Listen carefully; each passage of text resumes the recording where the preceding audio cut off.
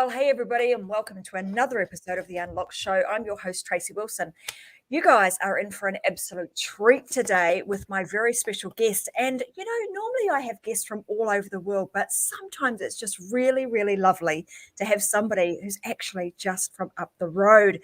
The amazing Wendy Nash is here to join me today, and we're going to be talking about the perils of positive thinking. Now, if you're anything like me, I grew up. Wendy may even tell you some of these stories of her childhood and her upbringing, but I certainly grew up in a world where we were taught to be positive. People love positive people. You attract other like-minded people if you are positive. There are so many sayings around, why you should be positive, why you should empower yourself to have a level of positive thinking. And we're going to talk about, the perils of positive thinking today. So Wendy is actually a somatic psychotherapist. She has been working in this field for, I'm going to say, a number of years. She's got a bachelor's degree of, let me just make sure that I get this absolutely right, a Bachelor of Psychology in honours. And she also has been working through the work of loving kindness meditation and pro-social behavior. So I want to share with you guys how, we're going to share with you how she's been working with a lot of entrepreneurs and a lot of business owners to really get in touch with, I suppose, looking at and working on their internal state of mind. And how do we do that so that we can kind of combat some of these, perils of positive thinking. So welcome to the show, Wendy. It's fantastic to have you here. Love the fact that you are literally, when I say down the road, I mean she's like an hour up the road from me. So you just never know. We might be able to catch up in person at some point. But welcome to the show. Great to have you here. So tell me a little bit about how this is all come about. I know you've got like a vast sort of background and, experiences that you've gone through over the last kind of 20 or 30 years. And even your upbringing has brought you to where you are today. So I'm going to let you share, and the nutshell version of how you've come to be doing what you're doing today. Thanks. Thank you. Before I start, I do like to acknowledge that where we've come from sort of determines where we're going, and that I am calling from Gubbi Gubbi country, which is the Aboriginal country that is basically where we are. Well, where I am, you're in a different country, I think, probably. But so I do like to always acknowledge the elders past and present. I think it's really important to just know where we've come from, and it's we come with stuff, and that's what takes us into the future. I also wanted to say thank you very much for letting me be on your show. I'm a bit intimidated by the live experience, so I'm sorry if I sound a little bit nervous. That's totally okay. And don't be. I can tell you, all the viewers are going to say, hey, Wendy, we love you. And they're a whole lot of fun. So don't feel nervous by that at all. Thank you. And I just wanted to do a little correction. I did train as a somatic psychotherapist. It's a 4-year training, and it was phenomenally useful. But I actually work as a coach, as a meditation coach, just because it's an insurance thing. I don't work psychotherapeutically. So I just wanted to clarify that one. But it very, very much informs my practice, because it really helps me understand people at a much deeper level than rather stick to the very surface stuff. So I guess you wanted me to talk about how I got to here.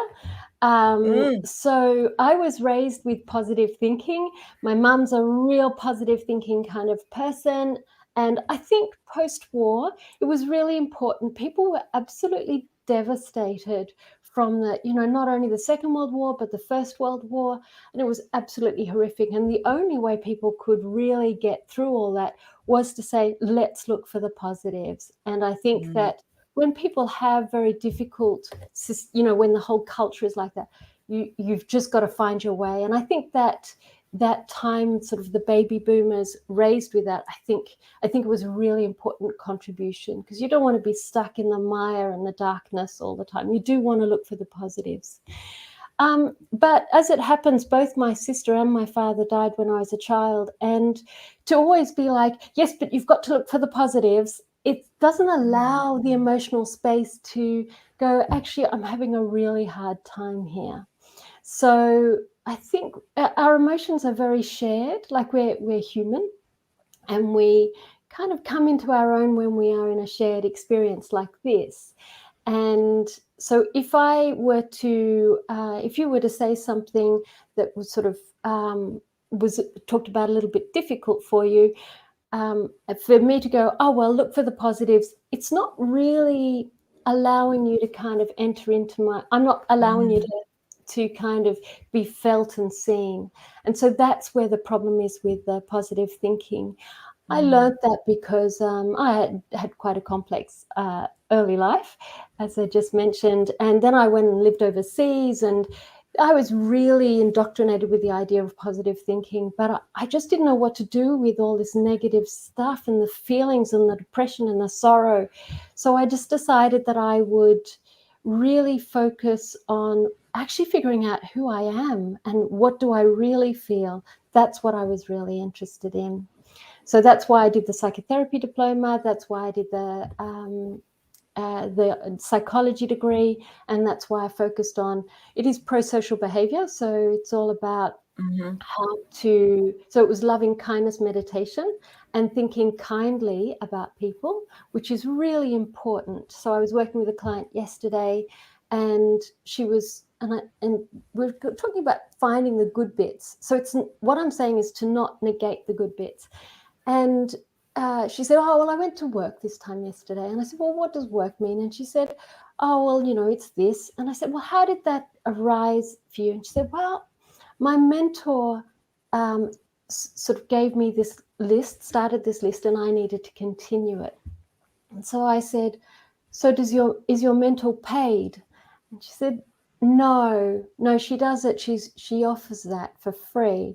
So that's really looking for the lovely part that's kind, the offers of generosity, which I think is really important. Like it's so nice that you have offered to me this space and place to share what I know.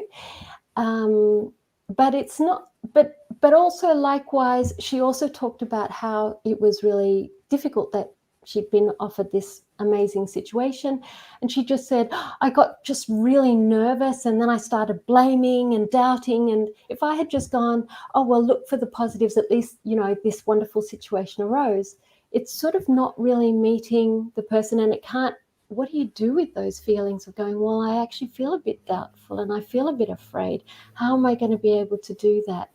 And so it's finding balance with it. So that's yeah. And I can understand why you would say, often when, say, you've got a problem, or like, for example, you lost your dad and your sister, and people say, well, look for a silver lining. I mean, I've just had a recent experience like that. I lost my mum earlier this year, and often we can think, or we say to ourselves, I know I've certainly done it, okay, well, if I think really positively, mum didn't have to suffer through that. But in truth, and that is true, but on the flip side of that too, there is all this emotion that comes with that, trying to work your way through, well, how do you actually really feel about that? And so therefore, if somebody just said, well, if you find this silver lining in that, that was a positive thing that, your mum passed at that time and she didn't have to suffer, it's almost as if they're dismissing the real feelings that you're having, and not really, like you say, not really seeing or hearing maybe the underlying messages that are attached to that the positivity that goes with. So I can totally, I'm just thinking about some very recent instances where that has been very, very relevant. And I know that, we talk about this sort of stuff in our own personal lives, but from a point of view of being a business owner, and I know you do a lot of work with entrepreneurs and business owners, which a lot of the folk that watch and listen to the show are, that sometimes we can tend to pick up those things and we take them with us because we are in my opinion, the whole person. You don't really have the option of being able to compartmentalize your life. You bring to, whether you want to or not, you bring the whole of you to whatever the situation is. And sometimes those unresolved issues, things that maybe we haven't been so introspective on, tend to show up in funny little places that we often least expect. So maybe we can talk a little bit about even some of that we see, from because it's going to happen in both our personal and in our business lives. And I think one of the things that hold a lot of people back is the fact that these things do show up over and over and over again in our professional lives. We don't always recognize them.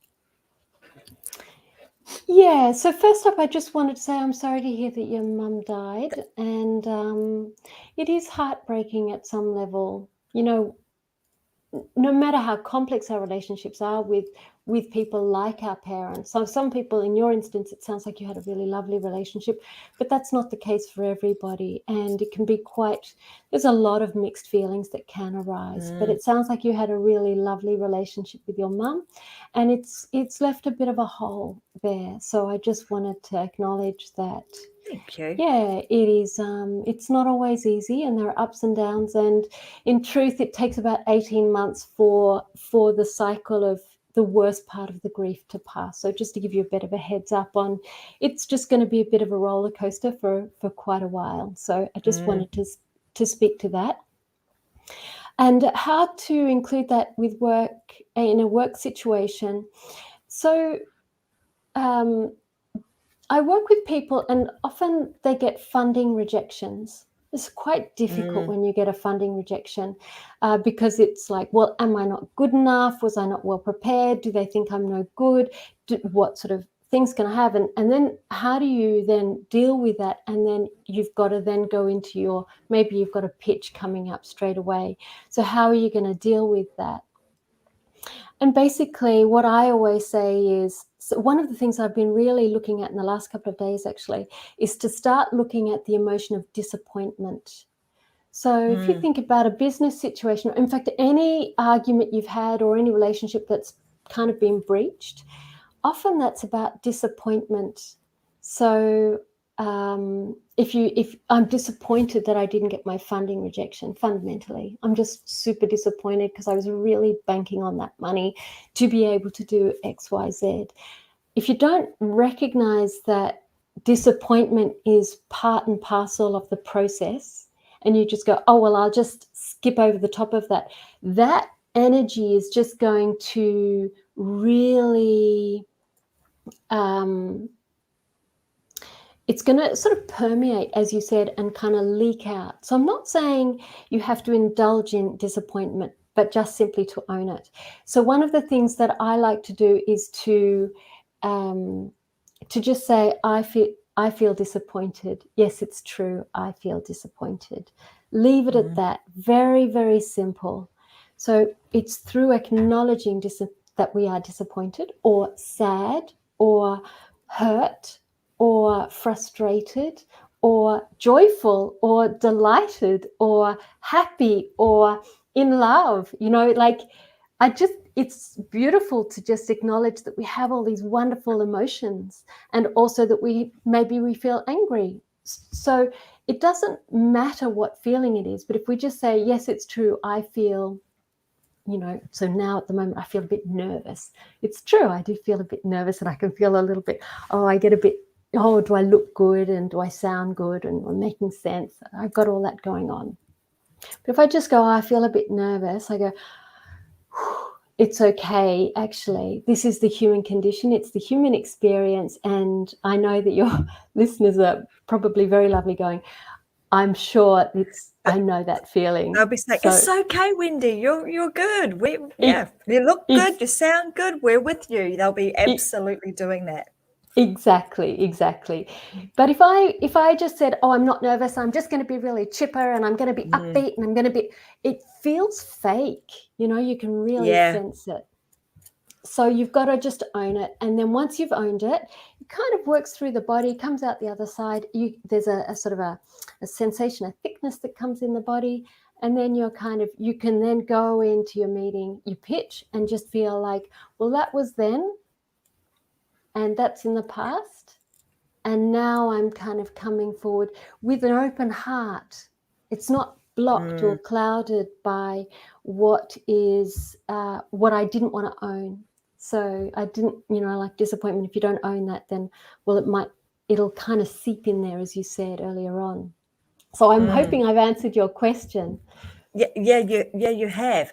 So with trying to get, because this is a real, I'm going to say there's a bit of an art to this. And the reason I say this is because, and I can put my hand up and say, I'm one of those people that has trouble relaxing, and I can remember recently, and my husband booking us in to go to something called, we call it the City Cave, and it's like I suppose you call it a soak house. So we went and did this infrared experience, and then you got to go into this room, and you're supposed to get in this pool, and it's supposed to be very relaxing, and it's got all these salts in it, and you basically float in the pool. And it was a couple's pool, so the two of us could go in there. And and the whole purpose of that, he took me there, it'd be great. You'll be able to relax and just switch off and not be able to, have the constant thinking and planning and, all the things that, well, I tend to do on the regular, because that's just kind of has been the way, I'm going to say not the way I am, but the way I've programmed myself to be over time, right? I get into this room and we're both in there and he's having this lovely old time, just relaxed, laying there, and I'm good with that for about 5 minutes. I lay for 5 minutes, might have been 20. I might have been doing myself a bit of an injustice by saying it was 5 minutes. Laying there for 20 minutes, nice and relaxed, until it starts, and you're thinking about, what's going on and what do I have to do, and what didn't go well and what should I be thinking instead, and all of these things. Next minute, he would say that he was almost in a whirlpool, and not a nice relaxing pool, because instead of Tracy laying there nice and relaxed, oh no, I'm pushing off the sides, thinking, oh, this is really cool, having a whole lot of fun in this pool when he's trying to relax.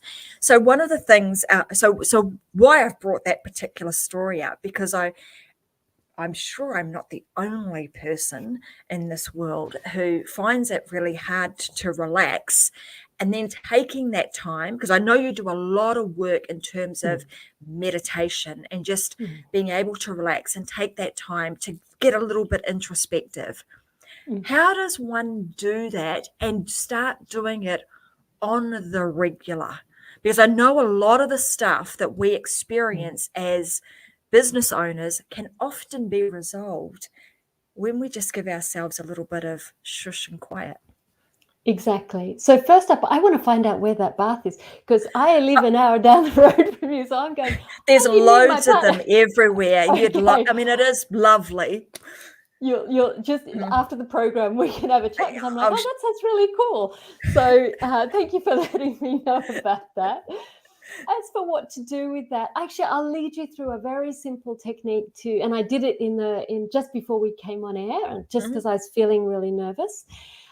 So we'll do it together, and if any of your listeners want to do it, that's all good too. So it's a very short breathing technique. And first we just breathe in for the count of 4, hold for 2, and then breathe out for the count of 6. This is very short. It's about, 10 seconds, not long at all. So just breathe in for the count of 4, hold for 2, out for 6. Do that again. Hold for 2, out for 6, in for 4,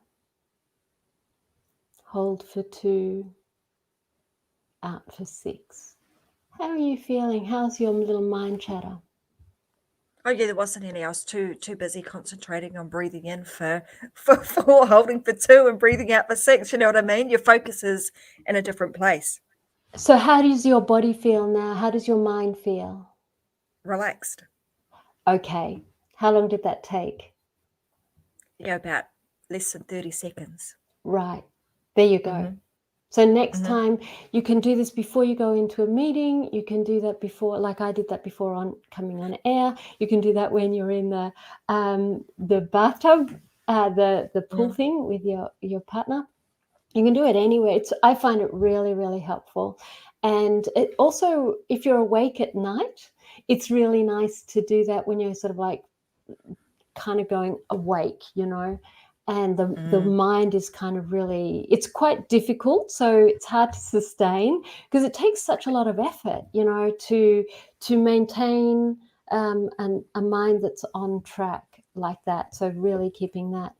And as for how to have a meditation practice, it is really good. There's a few different very simple techniques that take almost no time, that are just ways to just slow down for a quick sec. So one of them is it's called leave no trace. And that is when you get your cup of tea, you might have a dishwasher, but if you don't have a dishwasher like me, then instead of putting it down on the counter, you wash it up, you get the tea towel, you dry it, you put it in the cupboard.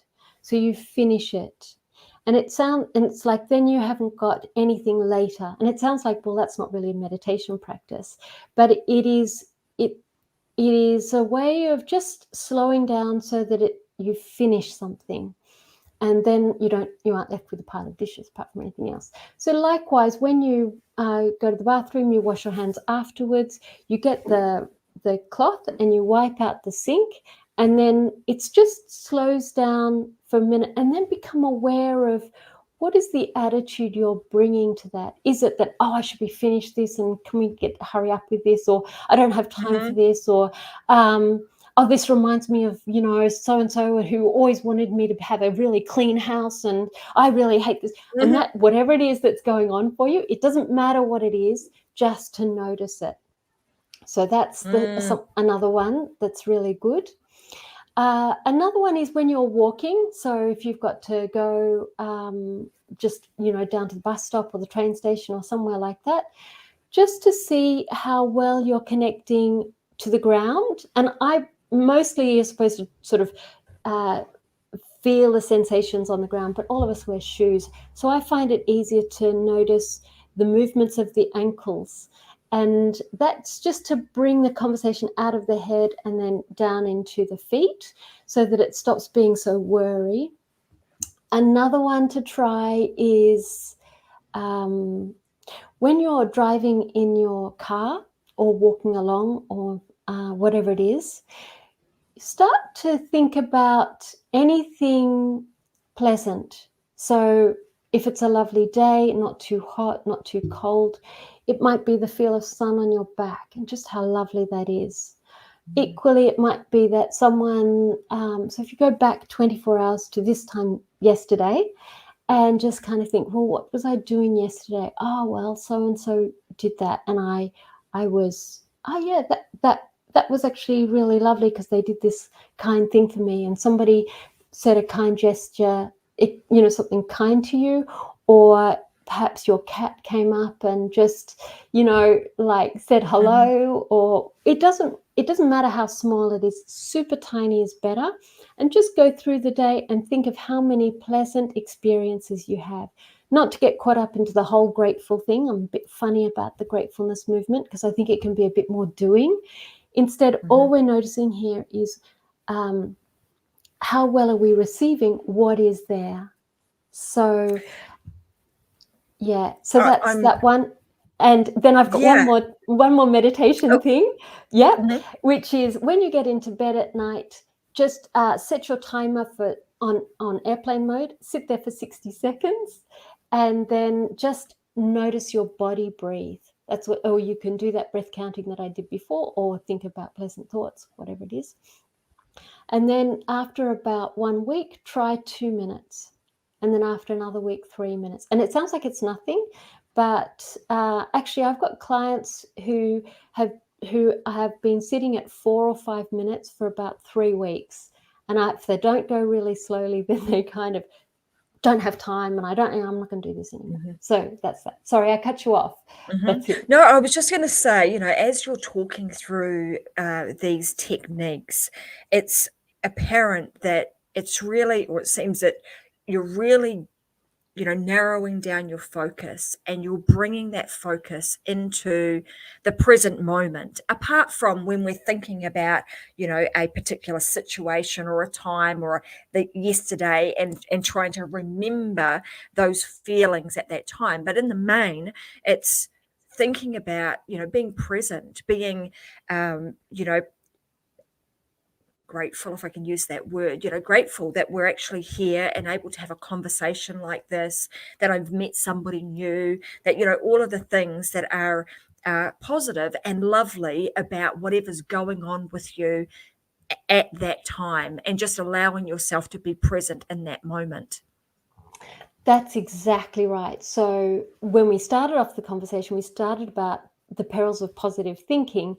And if you're having if you're having a really terrible time, like you would have had after your mother died, where are you? Actually, you're really just sad.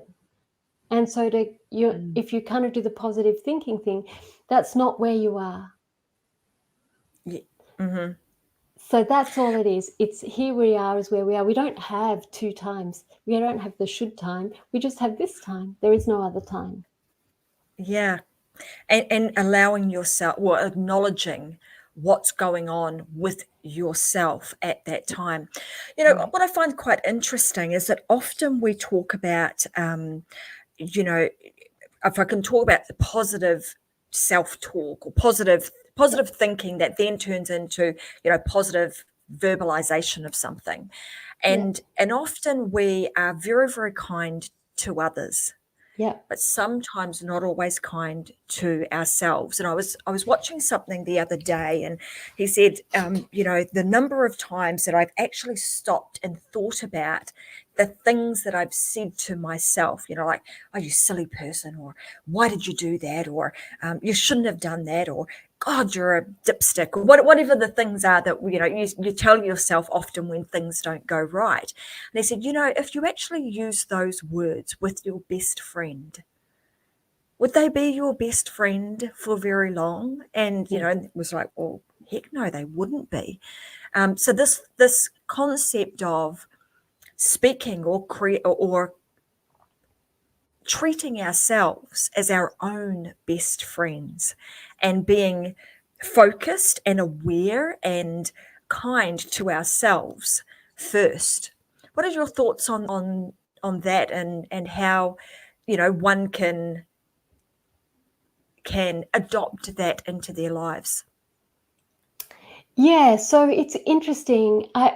People do say that, and there is definitely truth. Like, I wouldn't verbalize to another person what I think, what I kind of my It could be a little auditory. scary, right? Yeah, I wouldn't want to do that. But I actually don't think that we are kinder to others than we are to ourselves. Often, I've had some situations. I've just moved up to Queensland, and I've had some situations where I've kind of tried to buy things on Gumtree, which is like Craigslist, and I've had these replies back. And one person basically said I was a crazy lady, and another person said you're a pain. So I bet that those people would. I mean, it wasn't a direct quote, but it wasn't far from it. And I think that when we talk to ourselves in unkind ways, we actually talk about others in unkind ways. It's a bit like you were saying before. If you're disappointed or whatever it is, it seeps out. So it's because we're not in check with it. But the judgment that drives that conversation is kind of a judgment that's sitting there ready to be pounced on somewhere else. So for instance, so if you give me an instance where you talked negatively about yourself, maybe you were a bit disappointed with something that happened. So maybe it was about that incident where you're talking about with your husband. I'm just trying to think, of a particular situation, and it's not necessarily, it's just that when you do something, for example, I can't think of something in particular, but you might say, "Oh, why did you do that, silly person? What did you do it like that for?" And I was actually speaking with one of my team members the other day, and it was what were we talking about? It was to do with an application that we were working on. And I went back and said, "Oh, I'm sorry. It was probably, I probably did something wrong there. Sorry about that." And she said, it's really interesting because a lot of the time, male and female type situations, she'd say, the male would blame it on the the application, whereas, you know, you as a female will often say, hey, the blame is on me. I'll take that on board, and I've obviously done something wrong. And so therefore we were like, darn, silly me. Why did I do it that way? So not necessarily, you know, and maybe there is, I would say there's a degree of negative self-talk, you know, oh, darn, silly me, you know, it's maybe not so as an acknowledgement, oh, I shouldn't have done that. I should have done that a little bit differently. But with that a negative connotation that goes with it, you know, how damaging that can be. It certainly, I mean, you know, like one time I did, I mean, I'm not saying that I don't have negative self-talk, you know, but I also noticed that I can be very critical of others. So I guess that's kind of what I'm alluding to. And one time I just thought I'll listen to it. And for some reason it was like up at volume 10 and I heard it and I was just like, wow, that is one hell of a, excuse my language, just an enormous kind of full-on horrible character assassination. And it went on for about, I just thought, I'm not going to interfere with it, I'll let it go. And it took about 3 days for the volume to go down. And now when of course I hear negative self-talk, I just go, oh yeah, well, it's negative self-talk. I'm not afraid of it anymore in the same way. Yeah, I think there can be some gender differences. I do think that it sounds like, I think it's really nice to take responsibility when we've made mistakes. So I just want to speak to that part of you that said, oh, I'm sorry, I think I made a mistake there. I think it's really important to register when we make a mistake and in that way. Because otherwise, how can you learn? Because if you don't register how many your own mistakes, then, well, everybody else is the problem, and then where are you? But then inner self-talk, I think that it really shows something about not being resourced enough in yourself. So it's sort of skimming over the top, and it's not really, for me, what I found is that inner critic talk arises when I feel disappointed in something I've done. So I haven't come up to the mark in some ways. So for me, it has a very strong flavor of disappointment.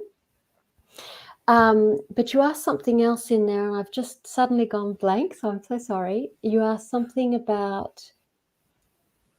I'm so sorry. I've just suddenly gone blank on your question. It'd be like, I suppose. Well, the next question I've got for you then would be, if somebody is having, like, as a business owner, right, and we bring maybe some of these unresolved things to us, to our working environment, what sort of things do they show up as?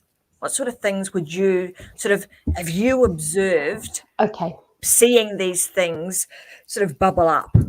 Okay, so one of the things, negative self-talk comes out. So I know what I was going to say. So there are basically 3 different characters. Most people fit within one of these 3.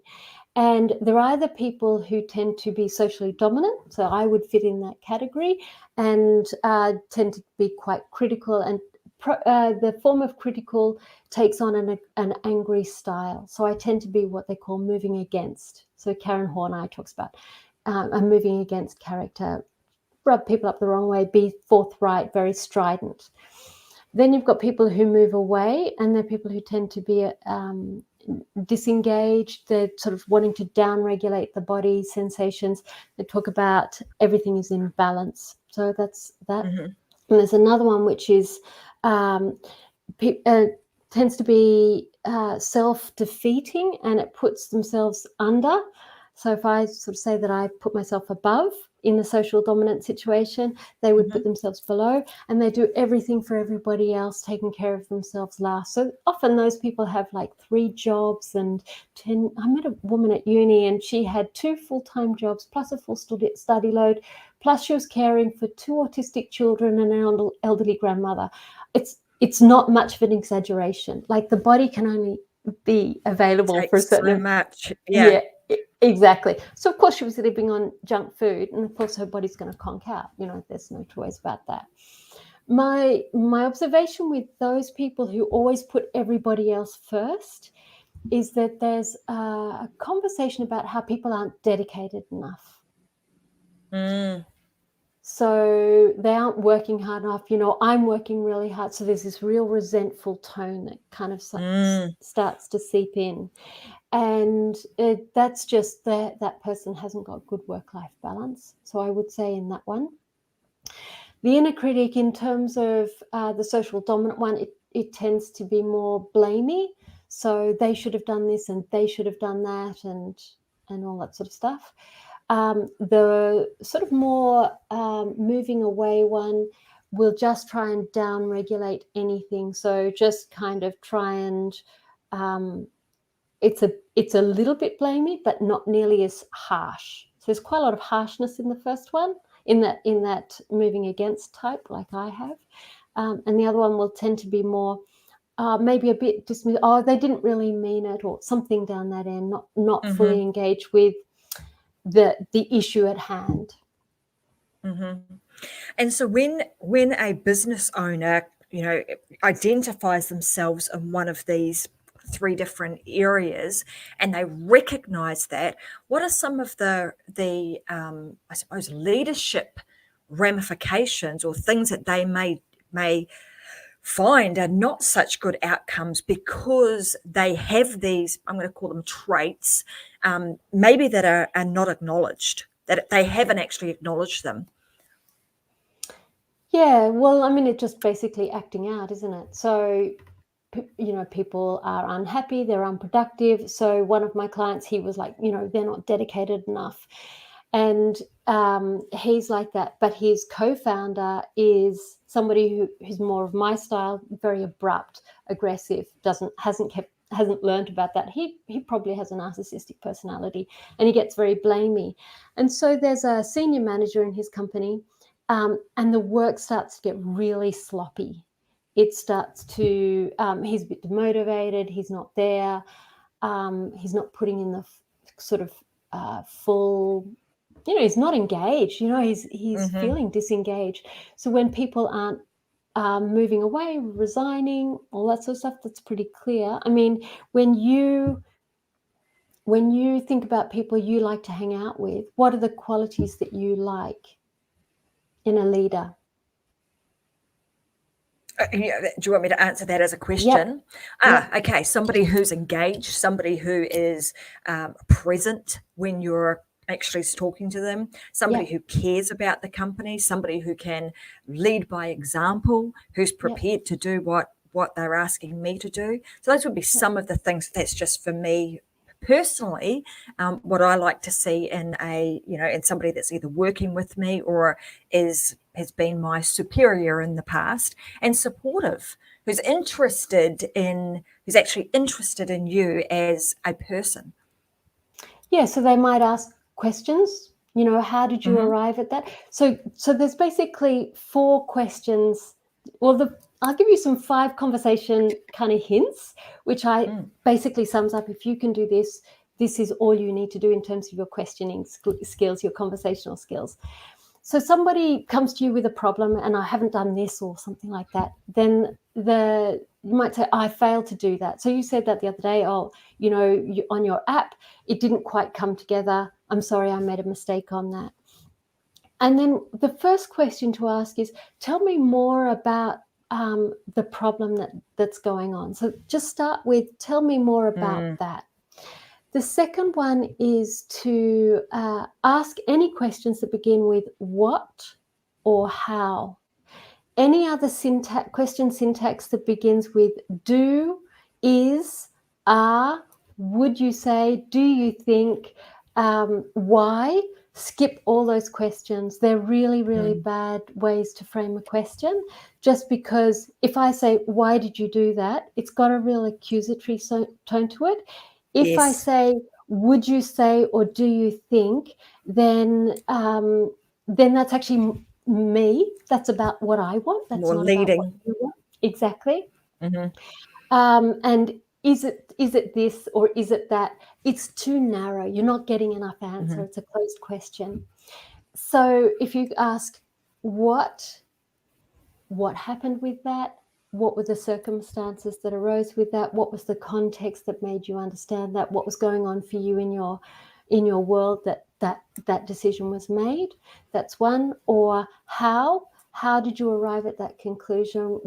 How did you understand that what was the correct, how did you understand the action or the need? And then the last one is, it's a slightly different thing, and it's to say, so say you've said, I've got this problem with my IT at this app, and I'm sorry, I made a mistake on that. And you go, oh, look, I'm sorry about that. It was a bit of an issue, and you've talked and you've gone something like, I made a mistake with A, B, C, D, E, F. And you might say something like, I was just really busy and I feel like I've made a big mistake, or something like that. And then you can say something like, what I hear you care about. So this is the sentence that's really useful.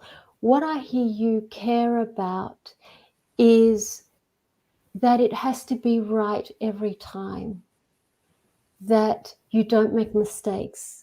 Yeah, that's really true. It is really important that it's a really high standard. Or I really hear that you want a high standard here. Yeah, so that's that. And then it stops being a punitive adversarial conversation. It starts to really open up, and it's like, then when somebody feels like, in that instance, I want really high quality work. Yeah, so then you can ask more questions. Well, what are the circumstances or situations that work for you to ensure that your work is high quality? Is it that you're not drinking 2 liters of water a day, because that's the best way to keep your spirits up, drinking 2 liters of water a day? Is it that you're too busy, distracted, this, that, and all the rest? So that's whatever it is. You've then got opportunities to work together. Absolutely. Someone's saying here that, and then it sounds more like a conversation rather than it being, I'm going to give you some feedback, or, and often when we think of it like that, as a conversation rather than I'm going to give you some feedback, or in a lot of cases, I'm going to give you some coaching on that.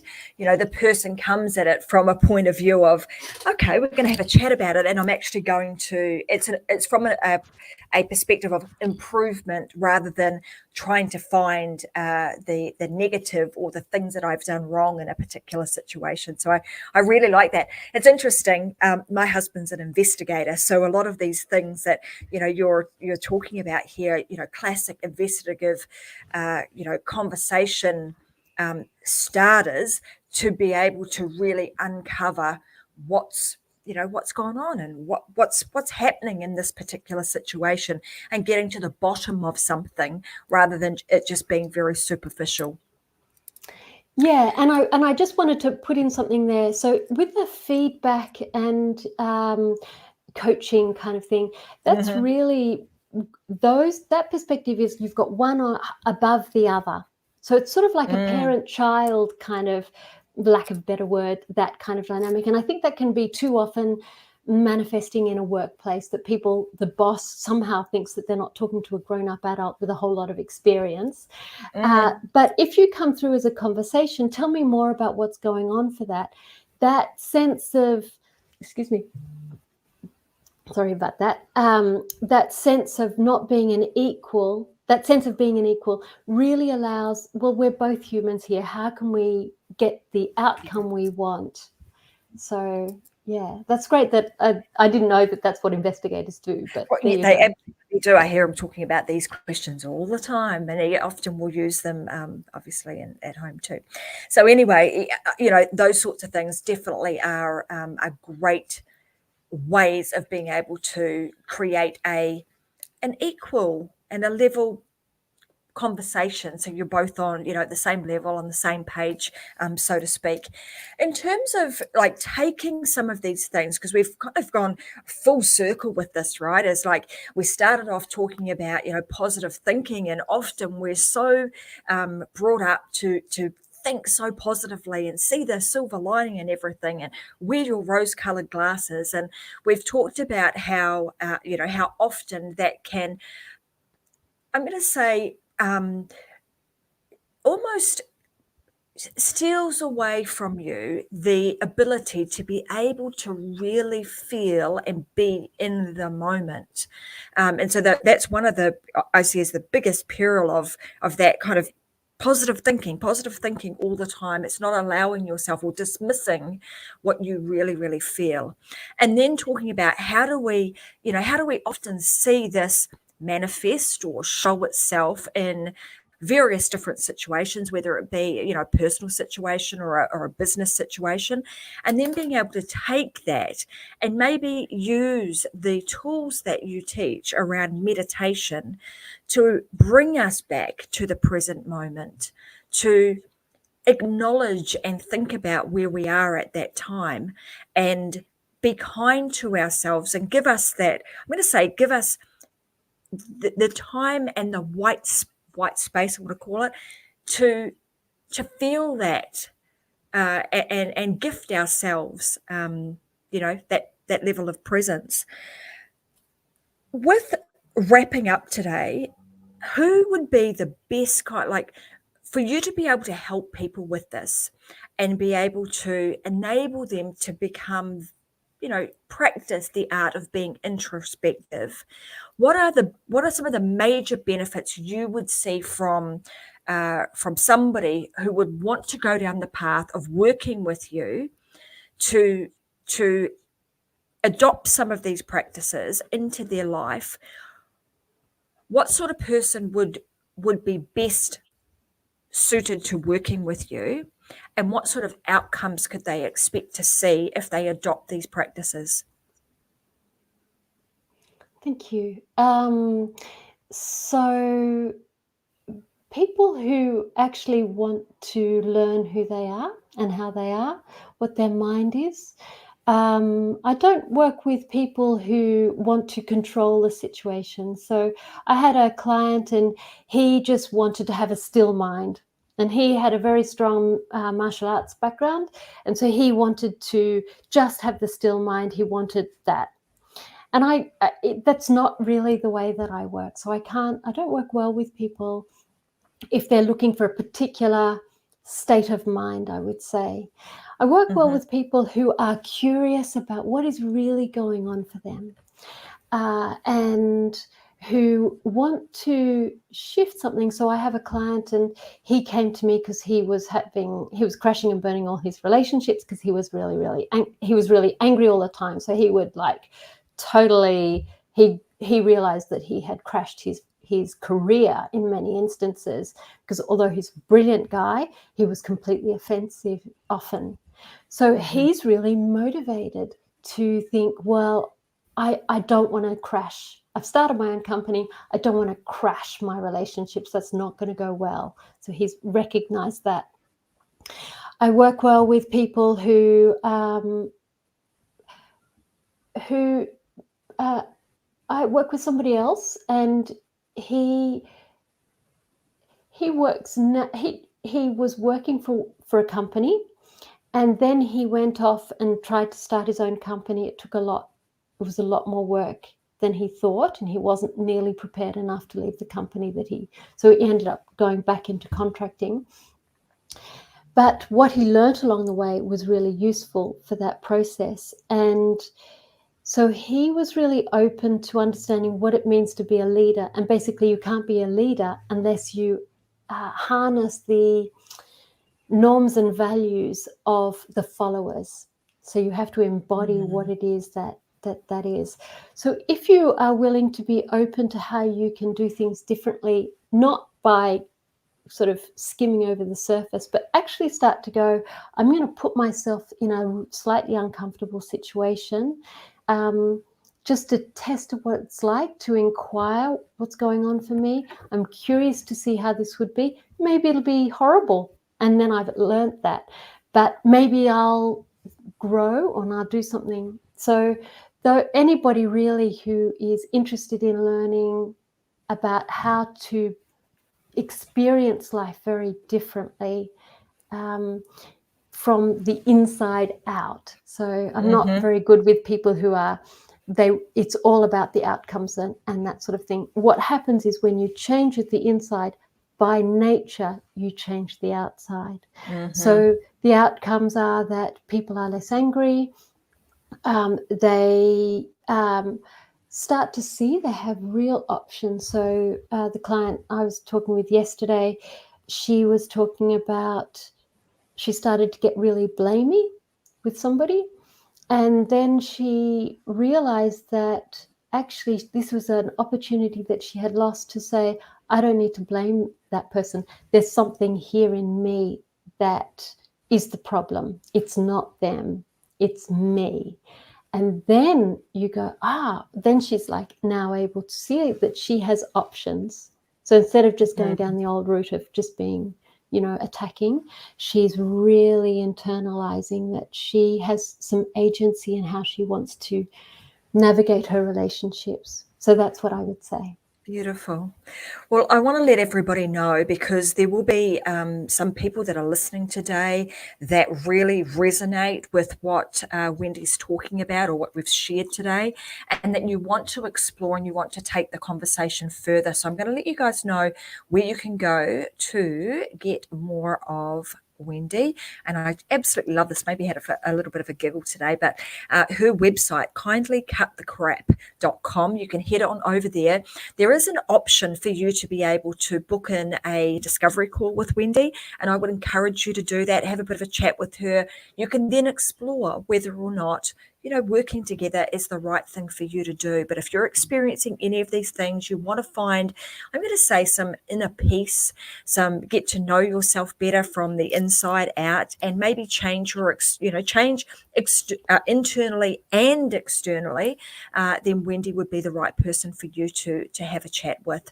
I want to say thank you so much for being here today. It's been an absolutely lovely conversation. I appreciate your ability to be able to get people in the present moment and acknowledging all, firstly starting off with an acknowledgement to country. I absolutely love that. And then acknowledging and, being so mindful of what I've, of what's been going on in the last little while, and then just adding in a few little bits and pieces of picking up maybe on some of the things that are have been happening, and using those as examples for everybody else to use. So thank you very, very much for that. Thank you. It's been lovely. I've really enjoyed the chat, and thank you for not being too scary. I did have one interview where I was very scared, so I really appreciate Hopefully that's not me, not scary. No, not at all. So I've really enjoyed it. I hope you've found something useful in that. Not everybody finds it useful, but if there's something useful, that's great. If it's not, well, have a. It's been lovely to be here. So thank Absolutely. you. I think the segment, and this is also for our viewers too, you guys know I love to do this, but there's always some gems that come out of every single show. And I think if you go back to the middle part of the show where Wendy was actually taking us through taking me through some particular breathing exercises, I think if it's just that one thing, in those moments where you're feeling a little bit anxious, overwhelmed, or whatever the situation is, and you just need to take a moment, use those breathing techniques just to bring you back to the present moment and allow yourself some time to prepare for the next thing. So go forth, enjoy, and as I always say on the Unlocked Show, you got to go and live your life unlocked, because there's just no other way. Thanks so much for joining us, Wendy. I'll be back again, guys. Friday is another day that you will see me live on the Unlocked Show, 10 a.m. Brisbane time. And then again next week, we've got some amazing guests booked on the show. In fact, we are booked currently out to about September, October. I had a look at the schedule today. So we've got some really cool guests coming up, just like Wendy and the other guests that we've had on the Unlocked Show. But make sure you take what we talk about and you implement them into your life, because that's really, truly the only way that you make any change or any transformation happen. If you just do it once or twice, it might be fun for that moment, but it's not really going to be, it's not going to stick around. So thanks very much for joining us. Hope you guys are all having a wonderful week, and I'll see you guys again on Friday. Thanks, and see you then. Bye for now.